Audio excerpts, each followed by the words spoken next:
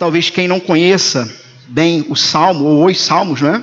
Mas, como eu citei no domingo passado, e confesso que agora não lembro mesmo quem foi o autor, mas a frase, ou a ideia extraordinária, na verdade, não foi um autor atual, moderno, mas foi um dos pais da igreja, que ele disse o seguinte, que enquanto toda a Escritura, palavra de Deus, enquanto toda a Escritura fala com você, os Salmos, que se tratam de orações, de canções, Martinho Lutero vai dizer que os Salmos são a própria teologia, toda a teologia sistemática cristã prática. E esse pai da igreja, que não posso trazer depois o nome, disse na semana passada, ele disse o seguinte: as Escrituras falam com você, os Salmos falam por você. Os Salmos falam por você. Você não sabe o que orar? Leia Salmos. Você não sabe como se expressar diante da dor, diante da tristeza, diante de determinada decepção? Leia Salmos. Inclusive é uma coisa incrível como que supostos pregadores da palavra, que o que anunciam por aí é prosperidade e loucuras, parece que eles nunca leram Salmos, onde você tem todo o saltério, não somente sim expressões de alegria, de júbilo, de firmeza, de coragem, de perseverança, mas você também tem expressões de tristeza, de decepção, de ira. As Escrituras falam com você, os Salmos falam por você. Não sabe o que cantar? Você que é músico, você que quer escrever música, que hoje em dia inclusive está uma coisa terrível, né, meus irmãos? Está terrível ouvir rádio evangélica. Quem me conhece já sabe que eu não ouço rádio evangélica, já deve ter uns 15 anos, graças a Deus. Seleciono o que vou ouvir, porque o que se tem por aí são corte e cola de textos fora de contextos, para no fim das contas tornar o homem o centro, tirando toda a glória de Deus e o próprio Cristo do centro da vida cristã. As Escrituras falam com você, mas os Salmos falam por você. Os Salmos convidam a cada um de nós a um relacionamento pessoal entre Deus e entre a humanidade. Sabemos que se trata do livro, então, das orações, né? Livro de orações de todo Israel. E uma prática que eu acabei não trazendo para vocês, eu só citei, mas não trouxe na semana passada, por conta do nosso horário, mas eu acho que vale a pena. É um videozinho curto, talvez 2 minutos, mas uma prática chamada Lectio Divina, né, que nós fizemos aqui no início do culto, mas uma instrução sobre essa prática, sobre a prática de, talvez você possa se admirar de já ter ouvido sobre grandes homens e mulheres, né, do passado cristão que passavam horas em oração.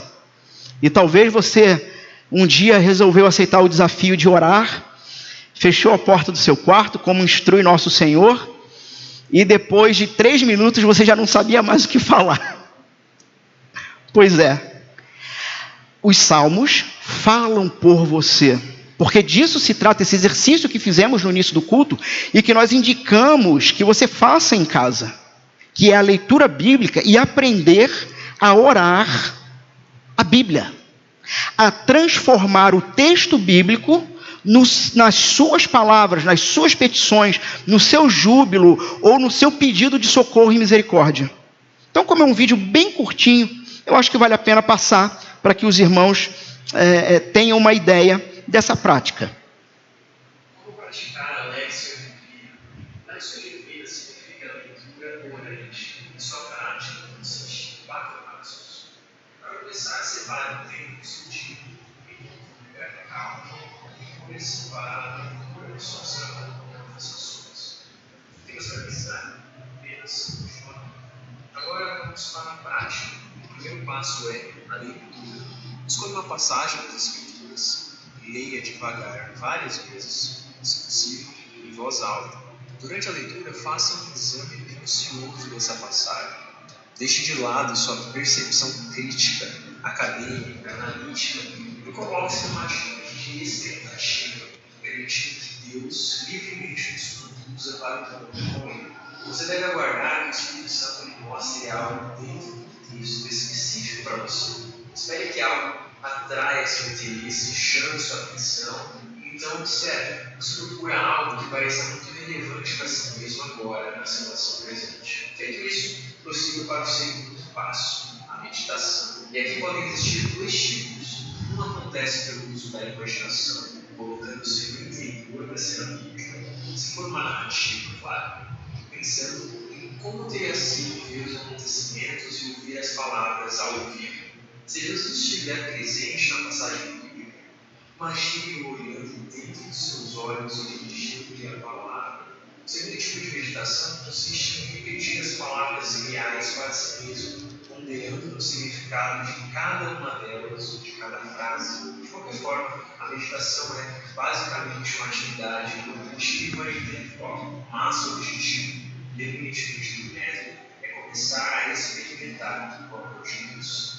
Assim que começar a sentir seu coração aquecido por esse amor, você deve avançar para responder a Deus. O terceiro passo é a oração. Diga a Ele o que você pensa sobre o que é. Diga como isso faz você se sentir. Diga a Ele o que o conforta e o que também o desafia. Peça a ajuda dele para viver as verdades que você descobriu nesse Deus. Depois disso, nós chegamos no último passo, que é a contemplação, que é o silêncio interior. Pare de falar, de pedir. Passe algum tempo em silêncio sentado na presença de Deus. Convide o Espírito Santo. Permita que Ele o transforme de dentro para fora. Experimente a consciência dele e de sua presença de forma direta, sem palavras, em oração. Todo relacionamento pessoal requer tempo e esforço e atenção. Ler a Bíblia não é sempre a mesma coisa que ouvir a Deus. Uma ação nem sempre implica a outra. Ouvir a Deus exige uma postura, uma atitude diante de sua palavra. A leitura hoje é uma forma de nos colocarmos diante de Deus e de sua palavra, como de fato alguém que deseja ouvir, meditar, orar e contemplar. Dessa postura que nasce não apenas o prazer pela palavra de Deus, mas também a experiência transformadora do poder da graça de Deus. As Escrituras falam com você. Os salmos falam por você. Pratique esse exercício de leitura e oração. Irmãos, estamos então nesse Salmo 1, disse na semana passada, o Salmo que na verdade ele dá o tom de todo o saltério, de todos os 150 salmos, um salmo que abre falando sobre a palavra. O Salmo 2, ele tem como foco a palavra, mas também o rei, aquele que ama essa palavra, e você tem toda uma construção do saltério. Eu digo isso porque talvez alguns podem pensar que os salmos eles são apenas textos desconexos um do outro, mas tudo há uma intenção aqui e tudo há uma razão de ser. O Salmo 1 começa então apresentando essa ideia de dois caminhos, dois reinos, a luta do justo contra o injusto.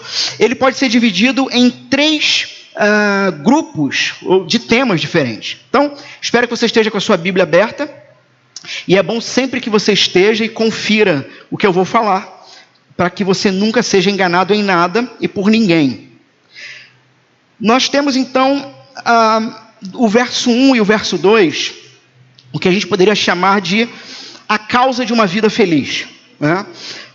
Que vai falar sobre pecadores arrependidos e sobre a meditação da lei, no verso 1 e no verso 2. Na sequência, e foi isso que trabalhamos no domingo passado, na sequência, e é o que nós vamos trabalhar hoje, o verso 3, nós temos a descrição das consequências do feliz e do infeliz. Nós temos no verso 3 uma metáfora, uma figura, que é a árvore frutífera, e em contrapartida, no verso 4, a palha que o vento leva. Então, novamente, um apontamento, segue agora de forma figurada. O justo, ou a vida do justo, a consequência ou características dentro da vida desse justo, e no verso 4, a consequência e características da vida do injusto.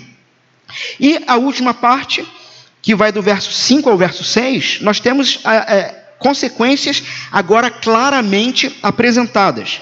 onde no verso 5 nós temos o julgamento do ímpio e a salvação do justo, e no verso 6, o fato de que o Senhor aprova o justo, mas o ímpio perece. E isso aqui dá o tom, na verdade, para todo o salmo, para todo o saltério. Muito provavelmente, daqui para a Páscoa, pelo menos é isso que está no coração, e provavelmente é o que vai acontecer. Nós vamos trabalhar algumas sequências de salmos, principalmente os salmos reais, até que cheguemos à Páscoa. Muito provavelmente é o que nós vamos trabalhar nesse primeiro período. Talvez a pergunta que devamos fazer, e quando você olha para o nosso boletim, e assim, apesar de estarmos projetando a música, né, para quem está nos visitando hoje, esse é o segundo domingo que nós projetamos as músicas, né? Normalmente elas estavam só no boletim, agora estamos projetando. No entanto, por que é interessante a letra da música no boletim? Porque quando você passa os olhos entre a música e o texto e o todo do boletim, meus irmãos, enquanto a gente cantava aqui, eis a nossa estrela da manhã, Cordeiro Santo que nos trouxe a paz, em tuas mãos está todo vencer, resposta a todo aquele que clamar, e eu olhava embaixo o texto que nós íamos ler, o texto da providência. Meus irmãos, não tem como não encher o coração, sabendo o que estamos cantando, sobre quem estamos cantando, inclusive claramente uma doutrina sendo apontada, que inclusive não somente os estudiosos, mas o próprio João Calvino, ele vai dizer que ele vai sugerir um tema, não somente para esse salmo, e isso é interessante, mas um tema para todo o saltério. João Calvino ele vai sugerir que o tema é a providência de Deus, o cuidado de Deus em preservar o seu povo. Um outro autor, que o livro que nós tínhamos aí para vender da Pronobis esgotou, né? Eu acho que depois dessa fala os irmãos vão querer mais, e a gente vai tentar providenciar, mas um outro autor chamado Robert Godfrey, do livro Aprendendo a Amar os Salmos, ele vai dizer que esse tema tem relação com a bondade de Deus e o seu amor infalível para com os justos. Então, enquanto Calvino resume, os salmos tratam do cuidado de Deus para com o seu povo, da providência. Esse autor e outros vão aprofundar, ou na verdade esticar um pouco mais a ideia, para dizer o seguinte, que o que está envolvido nisso é uma determinada bondade de Deus e um amor de Deus para com o justo. Nós vamos falar sobre esse justo ainda, mas um amor que não falha. Ora, se isso tem relação com o justo, e eu já disse que todo saltério, na verdade, você tem temas e subtemas, mas dentro desses subtemas ele vai tratar de justo e de injusto, vai tratar de reinos diferentes, de reino de Deus e de reino caído. Quais são as características desse justo? E o salmista, que assim, nós não sabemos, definitivamente ninguém sabe, e isso é uma coisa espetacular. Ninguém sabe quem é o autor do Salmo 1. Mas o ponto é que ele abre o saltério, dando o tom de tudo que virá, apresentando as características desse justo. Eu não sei o que você pensa sobre justo, justiça ou ser justo. Não conheço todos que estão aqui, espero conhecer no final do culto, pelo menos, né? Pessoalmente. Não sei qual é a bagagem teológica que você carrega. Conheço os que estão aqui, os que são membros da igreja, conheço a bagagem teológica que vocês carregam, e alguns de vocês ainda precisam se livrar de um monte de bagagem. Alguns de vocês ainda precisam se livrar de um monte de peso extra, sabe? Mas não se preocupe, porque esse abandono de bagagem, de peso extra, é um processo da caminhada cristã. É um processo. Bom, então nós vimos no verso 1, que vai falar sobre esse como é feliz ou bem-aventurado. Aqui, lógico, irmãos, eu não vou pregar de novo o verso 1 e 2, mas vou trazer aqui apenas um panorama para que a gente entre no verso 3 e faça a conexão necessária, principalmente aos que não estavam no domingo passado. Mas a primeira palavra que ele abre, essa bem-aventurança, ou que está traduzido como bem-aventurado, que na verdade, irmãos, é uma tradução da Septuaginta, uma versão bíblica em latim. Então, é uma tradução do hebraico, porque no próprio hebraico a palavra que abre esse salmo não é exatamente bem-aventurado com a ideia de bem-aventurado do Sermão do Monte que Jesus usa. É uma ideia um pouco diferente. Tem muito mais a ver com veja como é frondoso, como é belo, como é cheio de vida. Essa é a ideia da palavrinha do hebraico. Veja como é cheio de vida o caminho ou a caminhada de quem? Ponto. E aí começa. Veja como é cheio de vida a caminhada do justo.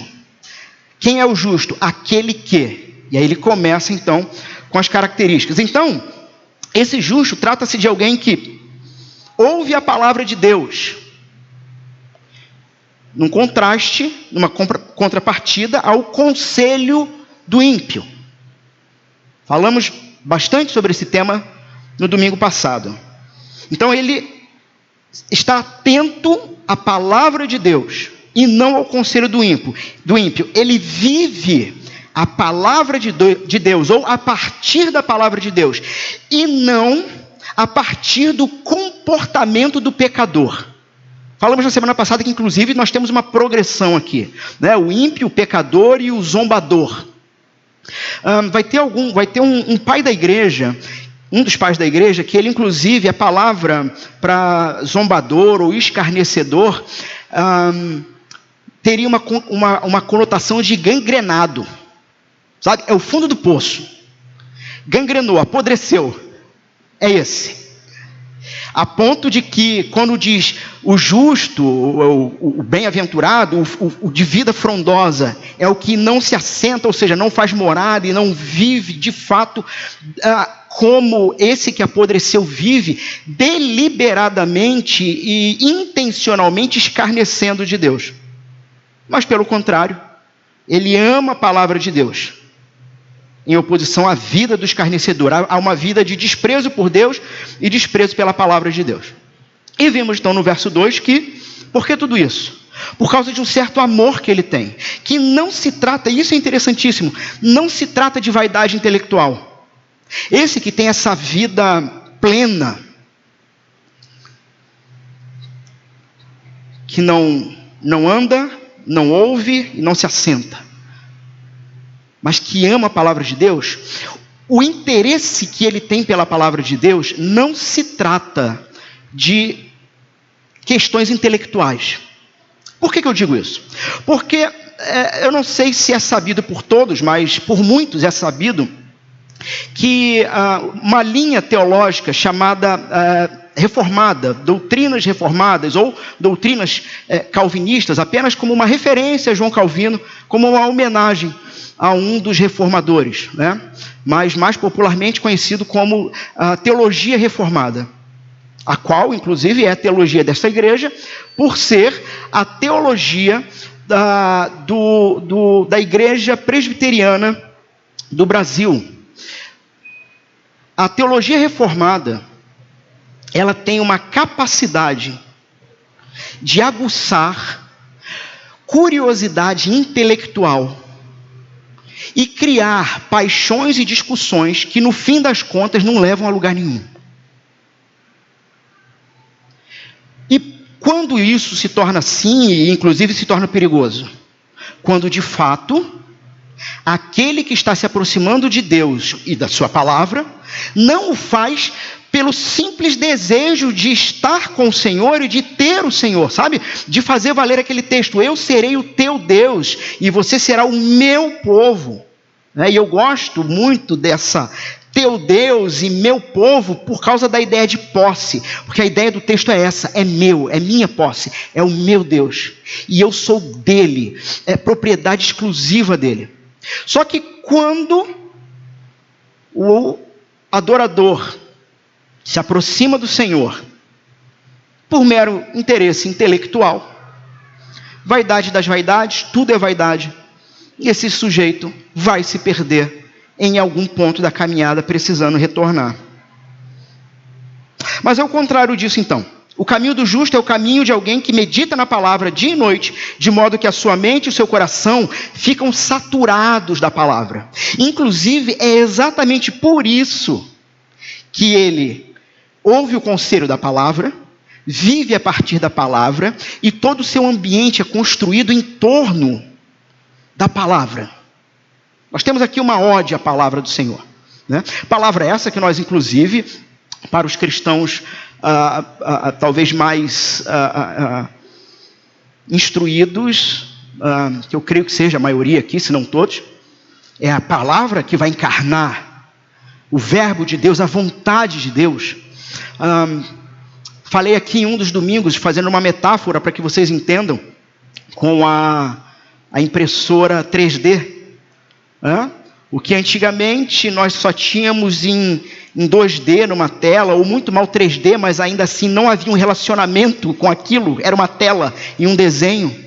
A tecnologia da impressora 3D faz com que aquilo que você via e idealizava, agora você toca. Ora, Jesus Cristo é a impressão 3D do Pai, ou da palavra do Pai. Jesus Cristo é a palavra encarnada, é a palavra que antes do seu relacionamento era apenas frio, ou, como é dito em vários momentos na palavra do Senhor, por tábuas de pedra, que no fundo não tocavam no coração humano, só que essas tábuas deixaram de ser pedras e se tornaram carne, habitando entre nós, cheio de graça, cheio de verdade, e vimos a sua glória como a glória do Filho único do Pai, Jesus Cristo, a impressão 3D da palavra de Deus. Então, o homem piedoso, o bem-aventurado, o justo, é o homem que está numa correta relação com Deus. Ele tem essas características e ele vai ser chamado de justo, e talvez essa seja a pergunta, e por isso que eu falei, qual é a bagagem teológica que você carrega? Você se considera justo? Sim, não. Por quê? Por que você se considera justo? Você tem uma resposta certa para isso, mas você também tem uma resposta errada. Não, eu não me considero justo. Você tem uma resposta certa para isso, mas você também tem uma resposta errada para isso. Porque tudo vai depender de a partir de qual base você está definindo essa justiça. E nós vamos ver então, não somente aqui nesse texto, mas essa é a concepção de justo em todo o Antigo Testamento. O justo é aquele que está num relacionamento ímpar com Deus, exclusivo, a partir de algo específico. Bom, vamos lá, a gente vai falar sobre isso um pouco mais. Na sequência então, verso 1 e 2, trouxemos aqui um resumo. Os versos 3 e 4 vão nos apresentar duas metáforas que vão refletir as consequências dessas vidas diferentes, desses dois caminhos diferentes. Uma primeira metáfora é a bela e frondosa árvore, que vai ter o contraste do verso 4 com a palha. E aí, meus irmãos, dentro desta comparação, e assim, hoje nós realmente só vamos tratar do verso 3. Eu espero conseguir finalizar o verso 3 hoje. Mas, tendo o verso 4 como uma sequência também, então, nessa comparação fica muito claro uma coisa, de que não há nada, absolutamente nada em comum entre esses dois caminhos e esses dois homens. Quando nós olhamos para a árvore, para as características dessa árvore, porque esse do caminho vigoroso é como essa árvore, ao contrário do ímpio, que é como palha. Então, esses dois caminhos, essas duas formas de viver desses dois homens, não possuem nada em comum.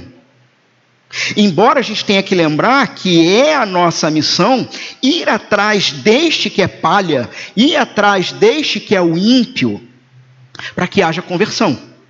Falei também isso na semana passada, né? Que alguém poderia dizer, mas pastor, Jesus andava com pecadores. E eu citei a seguinte frase, esqueci o nome do reverendo. Conversei com ele sobre ele com Osés essa semana. Antônio Elias, reverendo Antônio Elias.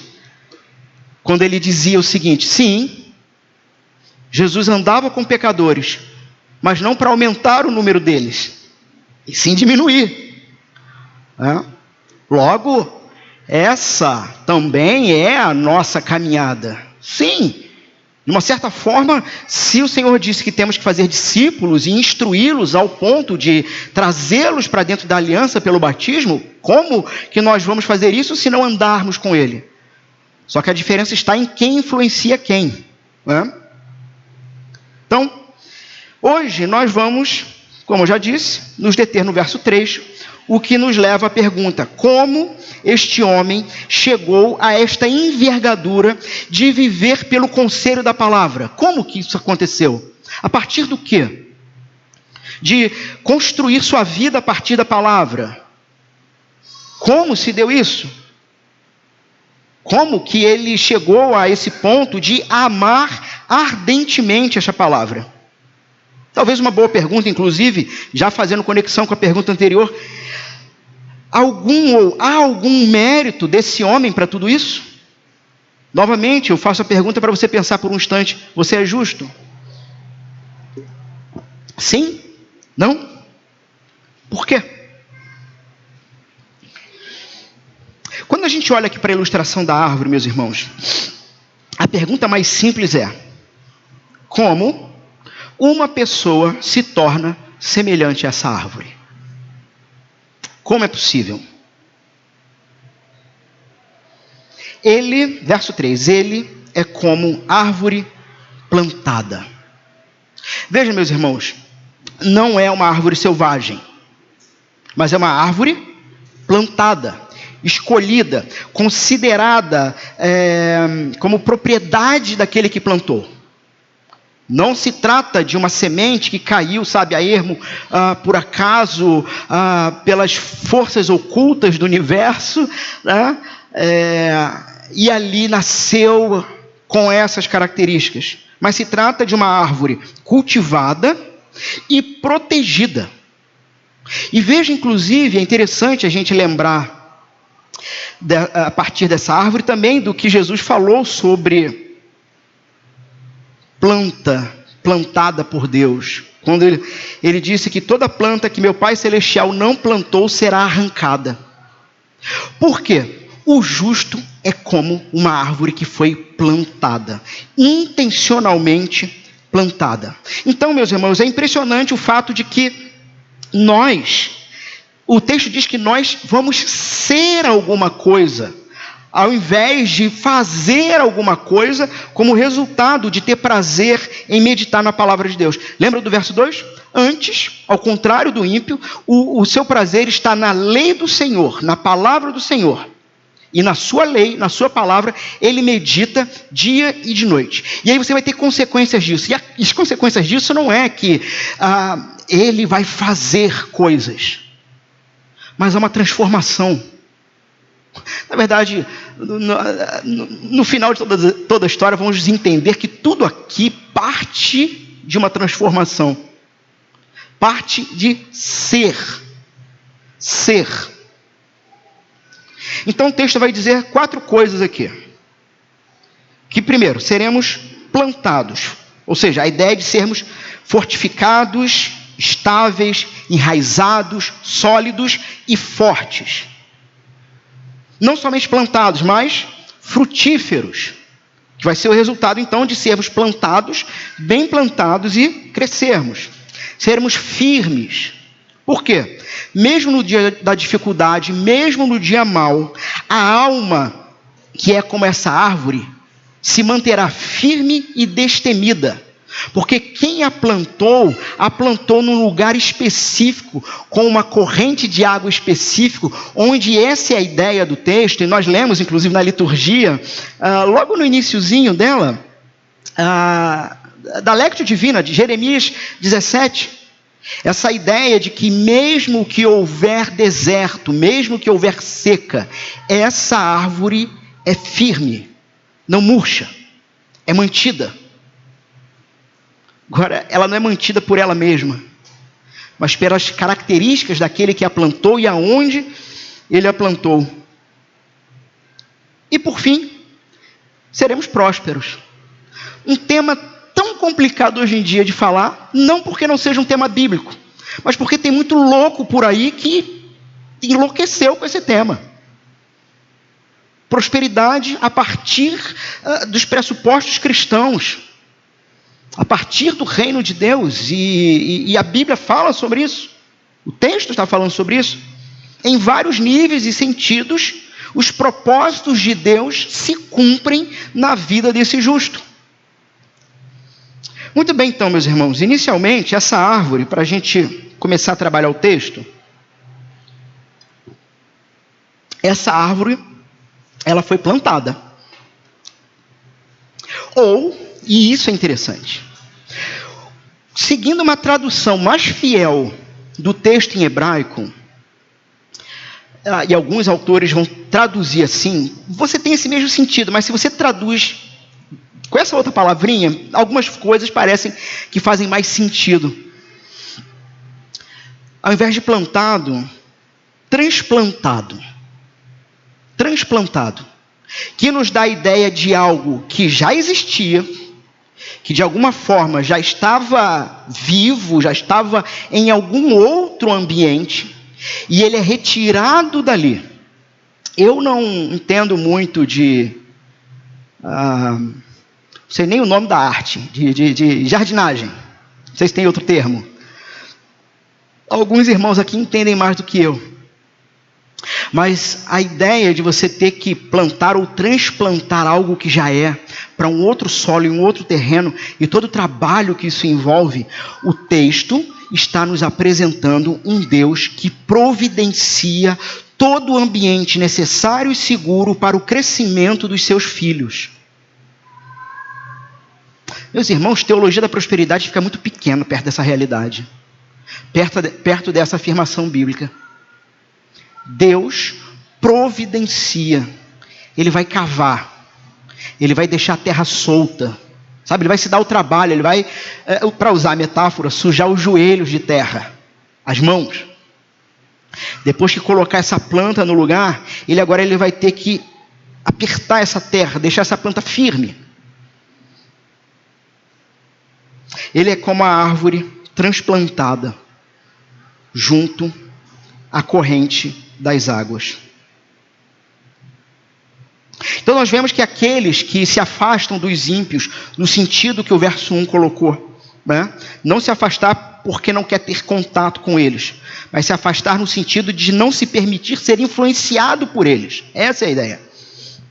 Eles assim o fazem porque eles são fascinados pelos ensinamentos e orientações de Deus. Mas eles são fascinados pelas orientações e ensinamentos de Deus por um motivo específico. Eles foram retirados, transplantados de uma terra árida do mundo. Ora, 2 caminhos, 2 reinos. De novo, vemos o tema aqui. Nós, aqueles que se encontram aliançados com Deus, são transplantados da terra árida do mundo, agora para um jardim à beira das águas correntes. Ou, em outros termos, como eu gosto muito de usar essa ideia, retirados, arrancados do império das trevas. Homens e mulheres que passaram a vida. Sabe, eu não sei em que momento, em que fase da sua vida te veio a conversão. Tantos aqui com suas questões pessoais, outros retornando aos pés do Senhor, junto à igreja do Senhor. Mas o ponto é que houve um momento e um tempo da sua conversão em que você viveu toda a sua vida numa terra árida e seca, a qual a palavra de Deus chama de o império das trevas. Um mundo caído, dominado por Satanás e seus servos, e que imprimem nesse mundo uma determinada lei que mata o homem, que é a lei, para fazer o contraponto à lei e à regra do reino de Deus, é a lei do ódio, é a lei da raiva. Mas ódio e raiva a quem em primeiro lugar? Ora, ódio e raiva a Deus. Lembram-se da pergunta que fizeram a Jesus: mestre, qual é o maior dos mandamentos? E Jesus responde: amar a Deus acima de todas as coisas e ao próximo como a ti mesmo. Destes dois depende todos os profetas e as escrituras. Ora, o próprio apóstolo Paulo também vai dizer que nenhum de nós cumpre a lei de Deus perfeitamente. Quando juntamos essas duas realidades, a que conclusão chegamos? Bom, se a lei de Deus está resumida no amor a Deus e pela desconexão que o homem teve em relação a Deus, no Jardim do Éden, lá em Gênesis 3, uma desconexão daquele que é como essência amor, o ser humano perde toda referência de amor, não sabe mais como lidar, não sabe mais o que é se dar, passa a viver agora com medo uns dos outros. E não somente isso, medo do próprio Deus, a ponto de criar suas próprias religiões e loucuras.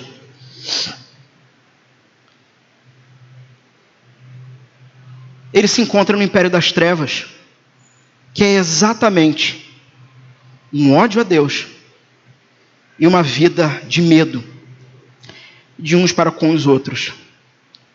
Só que o bem-aventurado, o da vida frondosa, do caminho seguro, foi tirado desse império, foi arrancado desse império com raiz, sabe?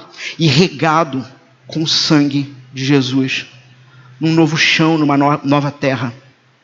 Irmãos, gosto demais da comparação, inclusive, da própria igreja do Senhor, como o próprio reino em expansão dele, porque é na igreja dele, quando você é tirado do império das trevas, você é colocado por Deus num lugar específico para aprender a nova regra do rei.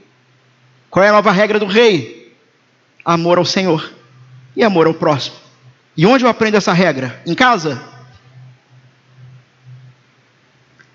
Vendo TV? Assistindo debate e melodia? Irmão, se alguém aqui assiste esse negócio, não sei nem se ainda existe, você tem que se arrepender desse pecado. Está em busca de discussão vaidosa, que inclusive é ruim. É ruim, teologicamente é ruim. O local onde você vai aprender a nova regra, plantado nesse reino, é o próprio corpo de Cristo. É a igreja do Senhor. Por isso entendemos a necessidade de se plantar mais uma igreja séria e saudável na nossa cidade de Nova Iguaçu. A necessidade de se anunciar, de se colocar holofotes de graça, no meio de tanta loucura. Pela graça de Deus não somos os únicos, mas somos poucos. Somos poucos. Mas disso se trata o reino. Disso se trata ser transplantado para um lugar agora seguro. Seguro no Senhor. Isso significa que ser este justo, ou que ser justo, a ideia aqui de justiça não é algo inerente ao ser, inerente ao indivíduo, ou seja, não é uma justiça própria. Por isso aquela pergunta: você é justo? Sim, não, por quê? Porque o justo bíblico é alguém que é declarado justo, que é justificado. E talvez você pergunte: mas pastor, isso eu vejo muito claro no Novo Testamento, quando o apóstolo Paulo vai falar sobre isso, Jesus vai nos trazer essa ideia.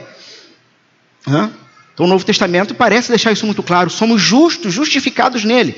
Nós agora, por causa de Cristo, do que ele fez e da ação do Espírito Santo, ao usar a palavra do Evangelho como ferramenta para quebrar a pedra do coração do pecador, e ele então se arrepender.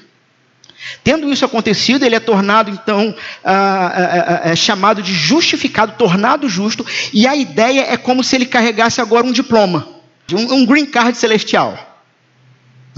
A ideia, inclusive, de que o Espírito Santo sela o indivíduo, o guardando até o dia final. E que no dia final, para usar aqui a metáfora, entraríamos pelas portas celestiais, ou nós indo até ele, até Jesus, ou quando Jesus vier até nós, não sabemos.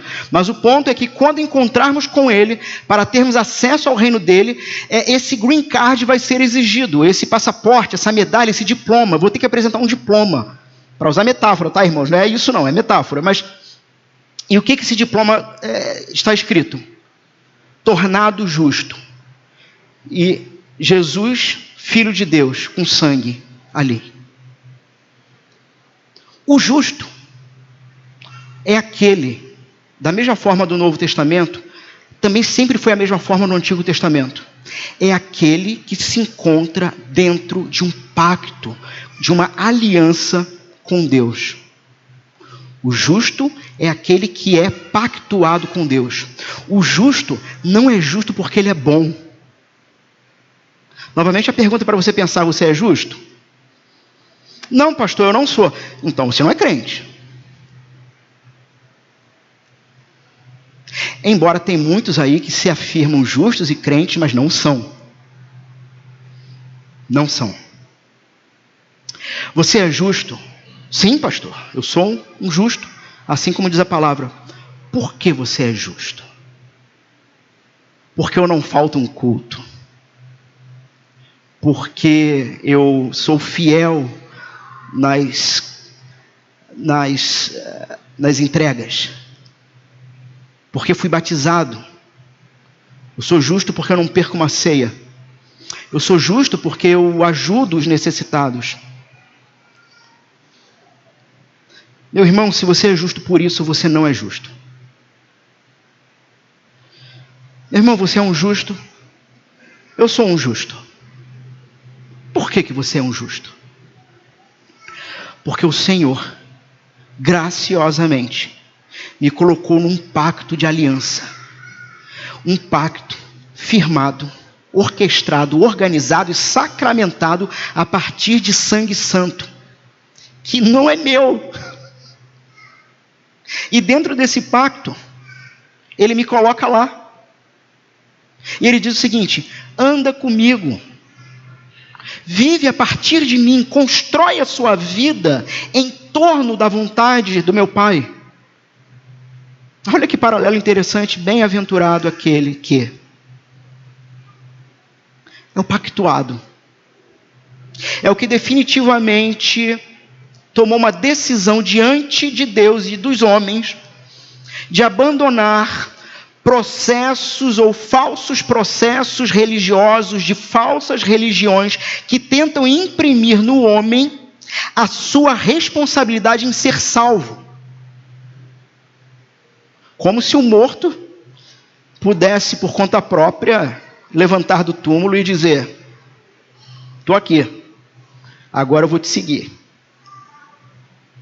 E que não tenha dúvida, o coração do homem, da humanidade, é tão ruim, tão pecaminoso, é tão egoísta, mesquinho,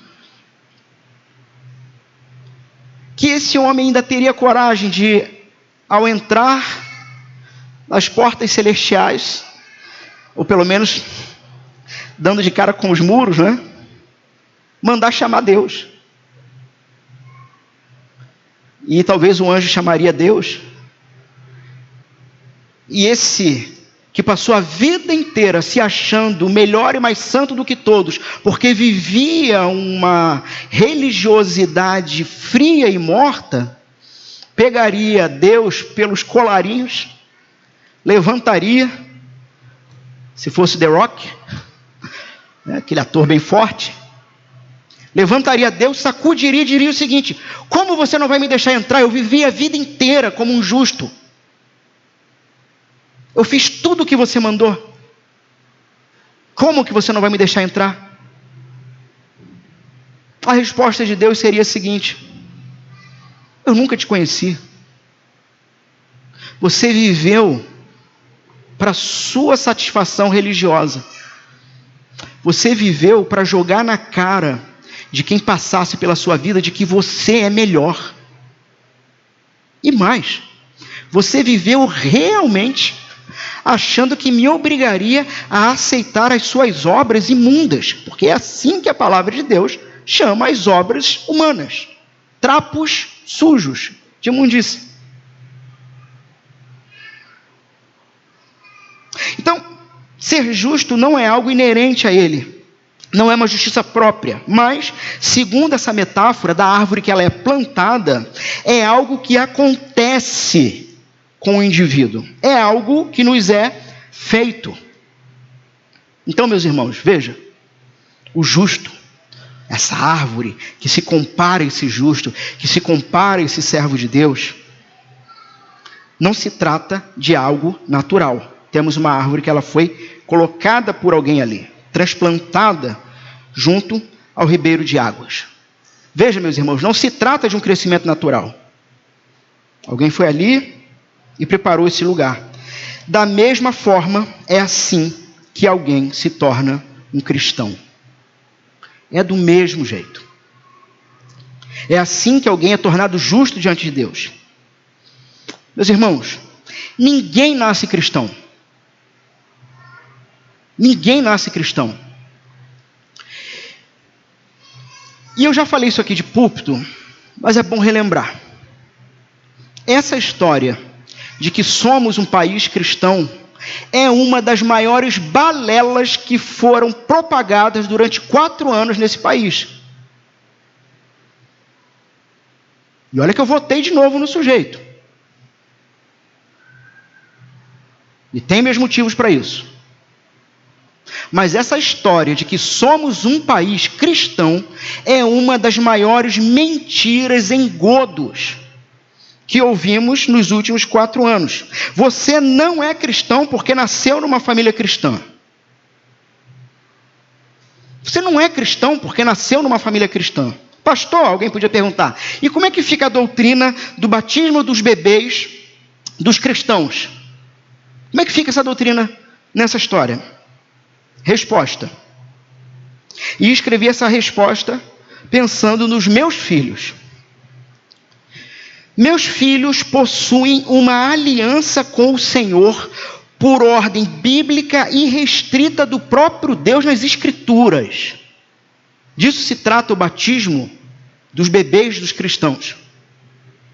Colocamos ele obedecendo a uma ordem irrestrita. Alguns irmãos não obedecem essa ordem. Eles se tornam aliançados com Deus quando são batizados adultos, mas os seus filhos não têm aliança, não estão no pacto. Podem ser considerados todos os domingos visitantes na igreja, porque nem membros são. Na igreja presbiteriana, a criança é membro. Ou nas que batizam de maneira aliancista. Então é um cumprimento de uma ordem. Por quê? Eu coloquei eles dentro da aliança. Isso faz com que agora eles precisem aprender como se vive dentro do reino de Deus. É um segundo fato dessa doutrina. Eu obedeci ao Senhor e agora diante do Senhor, diante do reino de Deus, da igreja do Senhor, do corpo de Cristo, a comunidade dos irmãos, eu tenho uma responsabilidade de ensinar meus filhos a viver como se vive dentro do reino. No entanto, enquanto eles não manifestarem publicamente que Jesus Cristo é o Senhor pessoal da vida deles e não o Senhor dos pais deles, eles não são cristãos. Irmãos, a gente não está aqui dizendo que numa tenra idade uma criança possa vir a se converter. Nós não estamos dizendo isso. Mas o ponto é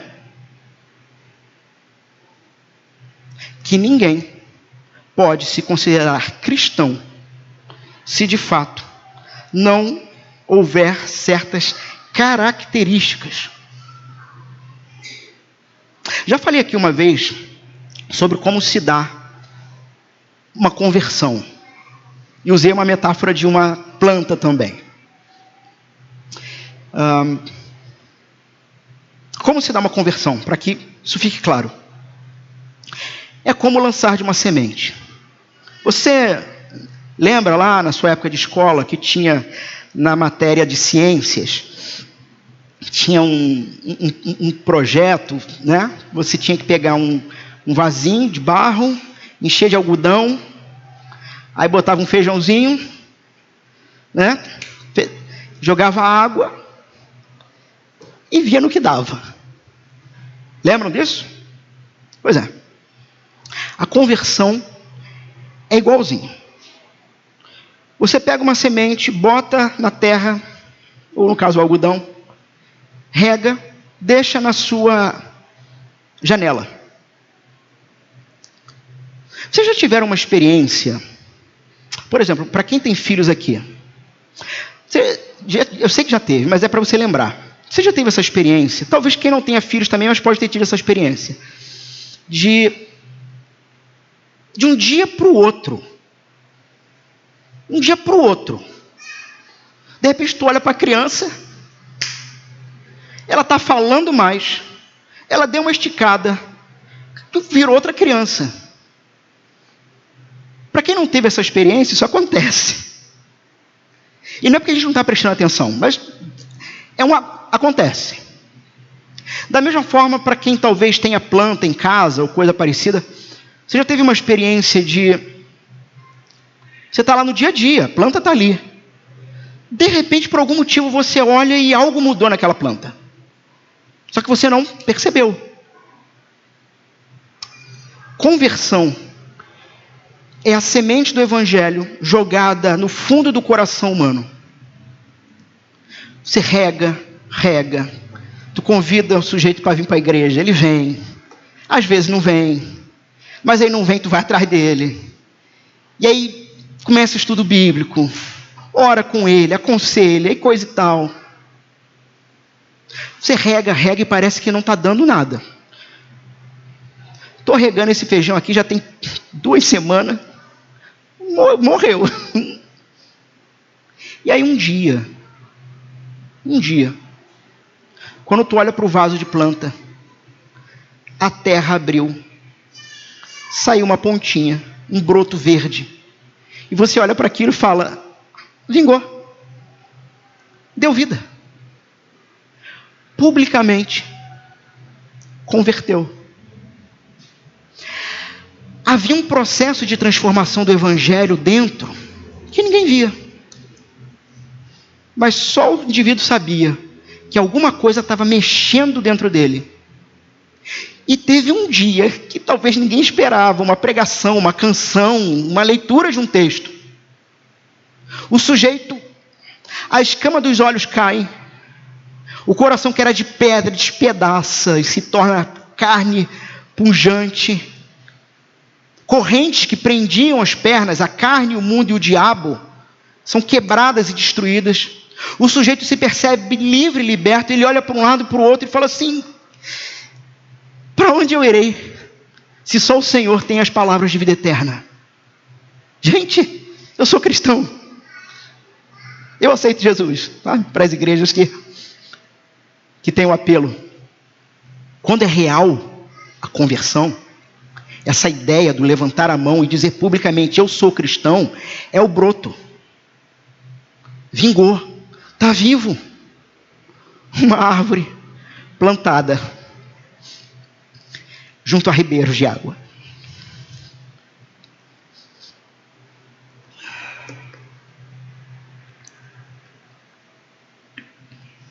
Ninguém nasce cristão.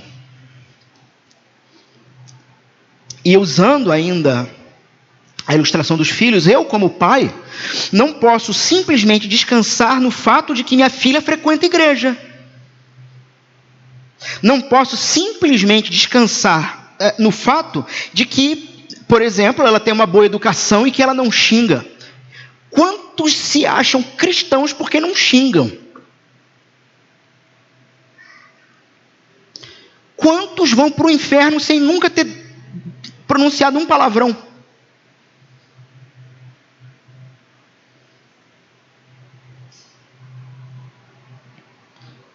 O que pode estar acontecendo com meus filhos é que ela pode estar vivendo diferente daqueles que vivem para os prazeres desse mundo, mas ela pode estar se tornando um honrado, estimado e admirado fariseu,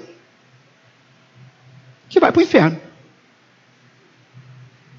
se não abandonar sua justiça pessoal.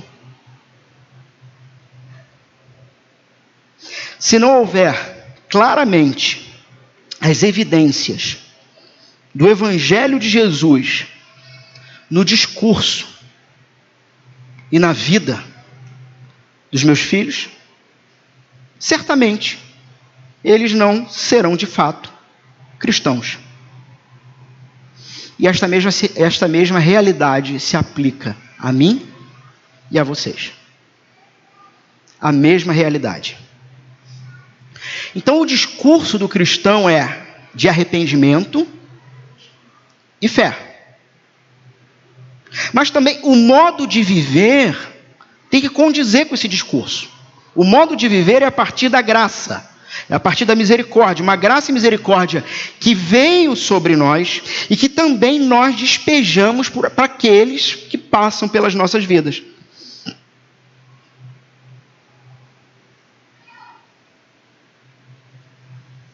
Então ser cristão não é algo natural.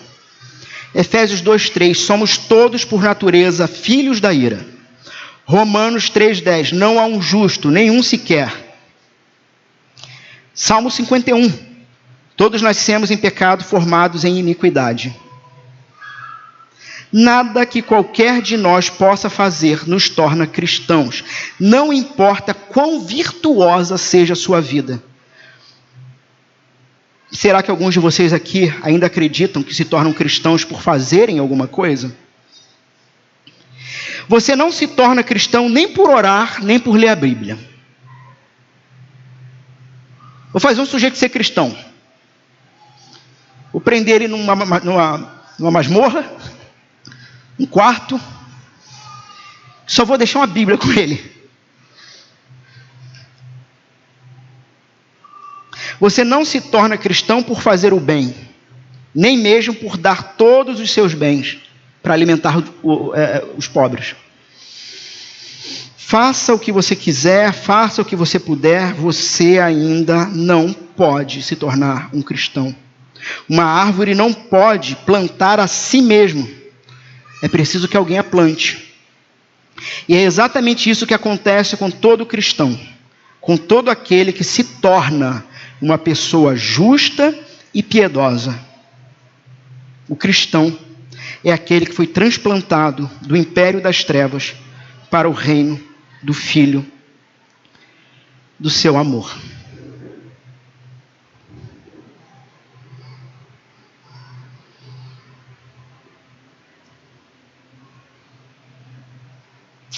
Irmãos, eu só vou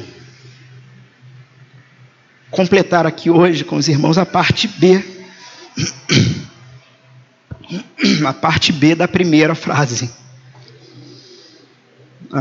Não somente que o nosso horário já passou um pouquinho, mas por misericórdia também dos irmãos quanto a esse tempo quente, né? Ainda não estamos completos aqui, então vou fechar a segunda parte do verso. Como é possível este reino de amor, numa realidade em que o império das trevas é dominante e árido? Porque essa é a realidade. Nós estamos falando aqui de algo, o texto nos apresenta algo que, primeiro, não é comum, e segundo, no mundo caído, no mundo onde novamente Satanás e seus anjos possuem um certo comando, um certo controle, um comando e um controle que foi tirado quando Jesus diz: toda autoridade me foi dada. Ele assume algumas questões que haviam se perdido em Gênesis 3. Mas a realidade, de forma geral, do mundo é local inóspito. Agora, como é possível isso? Esse reino, esse ambiente, essa igreja. E será que o texto nos mostra isso? Meus irmãos, é porque este reino, ou esta fonte de vida, também não existia. E talvez numa leitura mais simples do texto, você não consiga perceber isso. Mas a ideia dessa plantada junto a correntes de água, a ideia do hebraico é que esse local não existia, mas foi criado. Quando alguém vai plantar um jardim, o que ele faz? Ele pensa em todos os detalhes. É muito interessante quando a gente olha para Gênesis 3, para Gênesis 1 e 2, e nós temos a criação. Céu, terra, mares, árvores frutíferas, animais selvagens, animais variados e coisa e tal, e você tem a mata selvagem. E no meio disso, Deus planta um jardim. O que diferencia um jardim para uma mata selvagem? A organização. Nosso Deus é um Deus organizado. Ele organiza para que o seu plano, o seu projeto seja levado a efeito. Então, correntes de águas ou canais de águas. O termo aqui ele pode ser definido como, na verdade, um canal artificial. Você tem essa ideia do texto do hebraico. Não se trata nem de um rio e nem de um riacho, mas é realmente a ideia de uma construção de um canal artificial. Artificial no sentido de que não existia, mas ele foi cavado, ele foi pensado. E aquela árvore, que é a comparação do seu povo, do seu justo, foi plantada intencionalmente ali, aonde era árido e seco, foi cavado um canal, uma fonte que corre água, e água limpa, que irradia a vida, que rega. A gente tem que lembrar que a gente está num contexto Israel, Oriente Próximo, e nesse contexto a água é algo que é especialmente precioso, né? Pela seca e tudo mais. Nós temos aqui então essa ideia de uma canalização de água que é abundante e vivificante numa terra seca. E veja, um rio, por exemplo, ele pode ter caminhos tortuosos e violentos. Um riacho, ele pode secar, ele pode estar seco. Mas a ideia aqui de águas correntes é uma ideia de um curso de água que ele é criado, que ele é estável, que ele é direcionado e pleno em suprimento de boa água, não vai faltar. Por isso a ideia, e por isso inclusive a conexão com Jeremias 17. Eu vou ler novamente Jeremias 17, tá? É o primeiro texto do seu boletim. Assim diz o Senhor: maldito aquele que confia na sua humanidade, que faz da carne mortal o seu braço, cujo coração se desvia do Senhor, porque ele será como um arbusto solitário no deserto, e não verá quando vier o bem. Pelo contrário, morará nos desertos secos, nos lugares secos do deserto, na terra salgada e inabitável. Aí continua: bendito aquele que confia no Senhor. Irmãos, novamente, o que é o justo? De novo, é aquele que está pactuado com o Senhor. Por estar pactuado, ele confia. Bendito é aquele que confia no Senhor e cuja esperança é o Senhor. Não é a sua própria força, não é o que ele tem capacidade de fazer, não é o seu dom ou talento pessoal, mas a esperança é o Senhor. Porque esse é como a árvore plantada junto às águas, que estende as suas raízes para o ribeiro e não receia, não tem medo quando vem calor. Não tem medo. E vai vir calor nesse mundo. Está quente hoje, né? Mas vai vir um outro tipo de calor.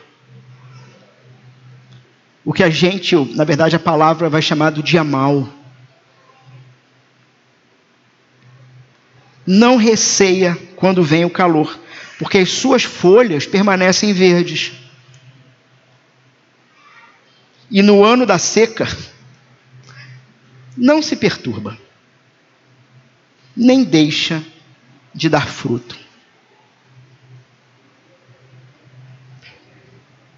Esse canal de água que proporciona esse ambiente perfeito para o plantio, se trata do que Deus fez quando ele produziu a encarnação.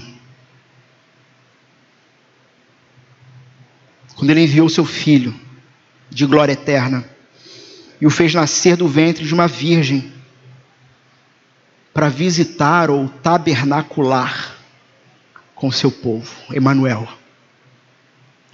O Cristo que nas suas últimas palavras com os discípulos, depois da ressurreição, disse para eles o seguinte: olha, estarei com vocês para sempre. Emanuel.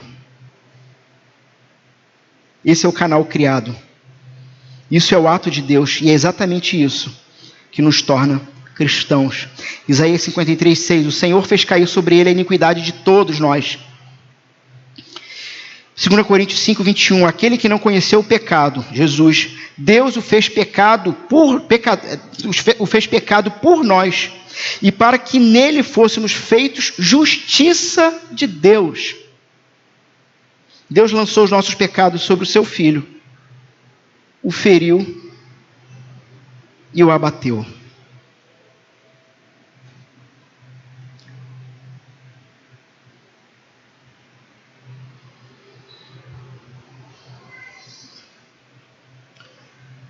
Vamos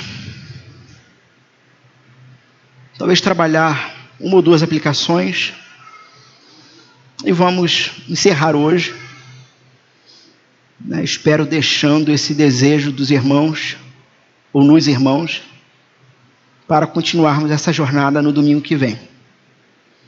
E o que eu mais gosto de uma pregação expositiva é essa. Não tem por que ter pressa.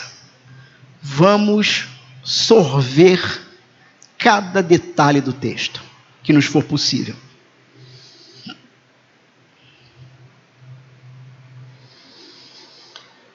Descansemos no Senhor, porque se estamos pactuados com Ele de fato, seremos mantidos por Ele até o fim. Nossa vida, como essa árvore, há de ser vistosa, não para nossa glória, não para a sua glória. Me esquece aquela música Sabor de Mel. Aquilo é uma coisa do inferno. Mas uma vida de beleza divina, onde as pessoas olham para você e dizem: estranho, eu não te reconheço mais. Eu te conhecia antes de você se dizer agora cristão, se dizer Bíblia. Lembra, antigamente chamavam os crentes de o Bíblia. Mas agora você é outro. E engraçado, você é alguém agora mais gracioso. Você é alguém agora mais compreensivo. Este é aquele plantado pelo Senhor, cujas folhas não secam, que não tem medo do dia mau, não tem medo da sequidão, mas continua firme, caminhante e perseverante no Senhor.